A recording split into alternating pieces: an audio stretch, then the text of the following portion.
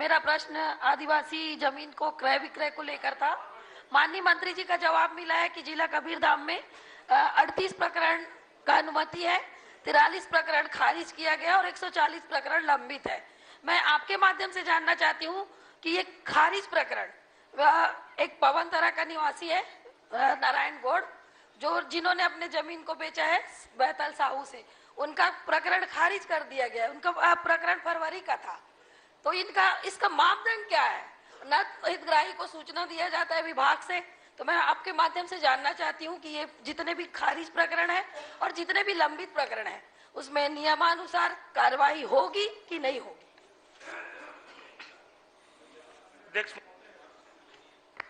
जितनी जानकारी माननीय सदस्य ने पूछी उसकी विस्तृत जानकारी इसमें दी गई है, और पर्टिकुलर जो उन्होंने नाम बताया, जो कौन सा, तो 43 प्रकरण खारिज है। इसमें सूची आपके माध्यम से मिला है, सभी हितग्राहियों का नाम मिला है।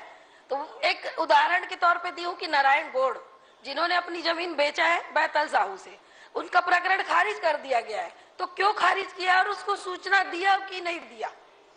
माननीय अध्यक्ष महोदय, जो अनुसूचित क्षेत्र है उसमें तो आदिवासी जमीन का बेचने का प्रावधान नहीं है सामान्य वर्ग को, और जैसे कबीरधाम जो जिला है वो अनुसूचित क्षेत्र नहीं है। वहाँ जो प्रकरण आए उसमें जांच करके कलेक्टर को, क्योंकि इसमें अनुमति देने का प्रावधान किया गया है, तो कलेक्टर ने जांच करके उसमें जो परमिशन देने लायक थे उसमें परमिशन दिए, और जो खारिज किए गए उसमें कुछ न कुछ कमियां हर केस में रही होंगी।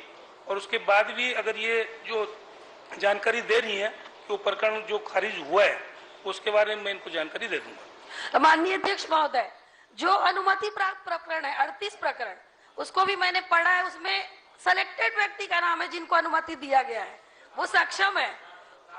मैं जानना चाहती हूँ जो गरीब तबके के, जो मध्यम वर्ग है, उनका खारिज हुआ है, तो ऐसा क्यों? मैं जांच चाहती हूँ आपके माध्यम से। माननीय अध्यक्ष महोदय, उसमें कोई ऐसा नहीं कि सक्षम व्यक्ति को परमिशन दिया गया और सक्षम नहीं है उसको नहीं दिया गया। जमीन कोई भी व्यक्ति अगर खरीदेगा तो जो सक्षम होगा वही जमीन खरीदता है। अगर किसी के पास पैसा होगा ही नहीं तो कहाँ से जमीन खरीदेगा? और जो भी परमिशन दिया गया है वो सही है। जिसको नहीं मिला है, जो आपका निरस्त हुए हैं, मैंने बताया उसके बारे में बता दें कि किस कारण से निरस्त हुआ है। माननीय अध्यक्ष महोदय, सक्षम आदिवासी की बात है, मैं प्रमाण भी चाहूंगी। और इस मामले में, इस जमीन के क्रय विक्रय के मामले में काफी लेन देन का भी मामला आता है, फिर भी हितग्राही भटकते हैं।